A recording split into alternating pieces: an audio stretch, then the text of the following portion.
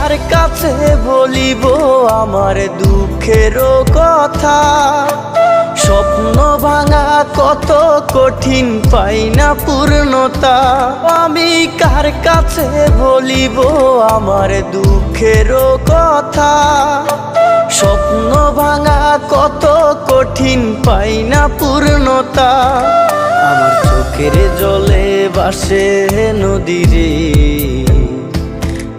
আমি নিজেই নিজে একা কাঁদিরে।